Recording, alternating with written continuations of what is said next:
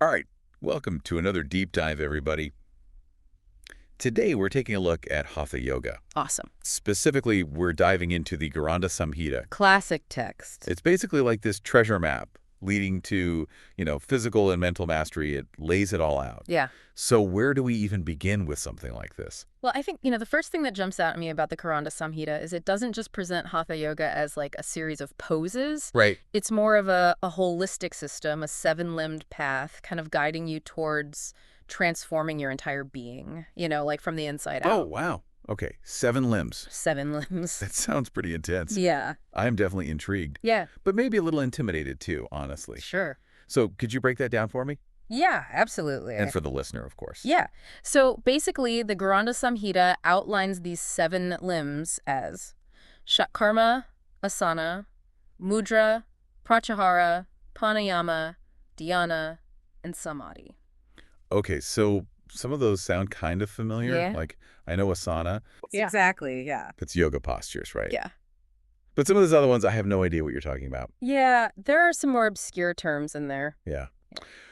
Let's unpack some of those, starting with Shat Karma. Okay. I think you mentioned earlier that it's all about purification. Yeah, so Shatkarma, it's a set of cleansing techniques, right? Okay. And they're designed to basically remove impurities from both the body and the mind. Oh, wow. So it's kind of creating a clean slate for your practice. So what are we actually purifying here? Well, for example, the Garanda Samhita describes this practice called neti. It's a nasal cleansing technique. Oh. And it involves gently flushing the nasal passages with a saline solution. Okay, so that kind of reminds me of like modern nasal irrigation Absolutely, yeah. or sinus rinses. Yep. Which a lot of people use, for allergy relief and It's stuff. very common. But the neti practices described in the text sound a lot more gentle Yes, I think that's a great point. than kind of the modern methods. Well, the principle of cleansing is similar. The Garanda Samhita definitely emphasizes a much more gentle and subtle approach. Yeah. It's not about aggressively flushing things out. It's really about creating balance and clarity. Interesting. Yeah, Okay, so moving on from cleansing, I do want to dive into asana sure. because that's what most people think of, right? Absolutely, yeah. When they think of yoga today, Yeah, it's the physical postures. yeah. So what are some of the, I guess, key asanas highlighted in the Garanda Samhita? Well, the text mentions quite a variety of asanas, each one with its own unique benefits. Right. But one that really stands out to me is Siddhasana. It's often called the perfect pose. Perfect pose, okay. So it's a seated posture, and it basically promotes stability and focus Okay. by really grounding those sit bones and lengthening the spine, Oh, I see. which is essential for, going into deep meditation. Oh, that's why they call it perfect. It's like setting you up. Exactly, Yeah. yeah. To have that still and focused mind.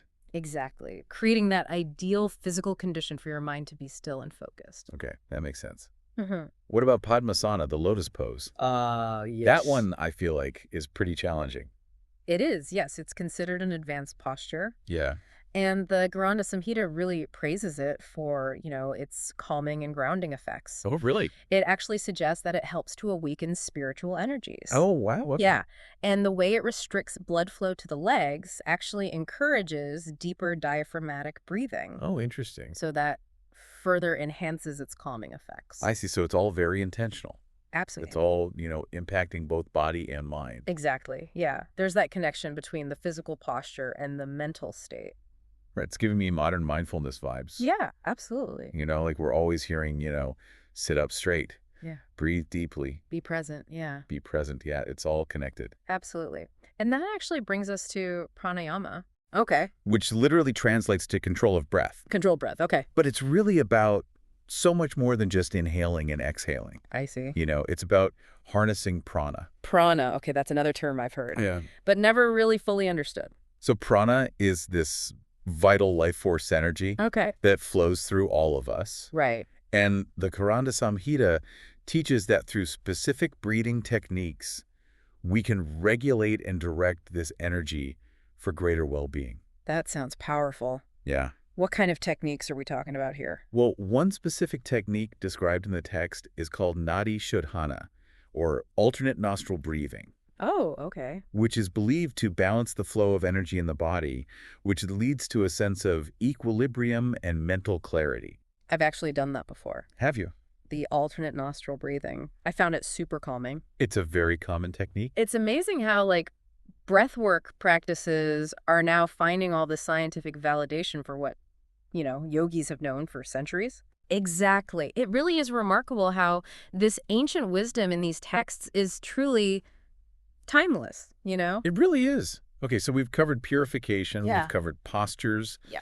we've covered breath control. Yeah. What about those other limbs? So we still have mudra, pratyahara, dhyana, and samadhi. Okay, can we unpack those a little bit? Yeah.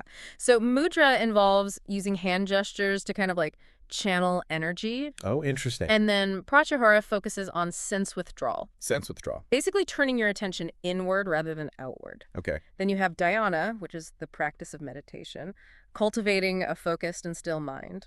Right. And then finally you have samadhi, which is described as a state of blissful absorption, Oh, wow. merging with ultimate reality. So it's like a whole journey It is a profound from journey. cleansing the body to like pure bliss. Exactly. And the Garanda Samhita lays it all out for you.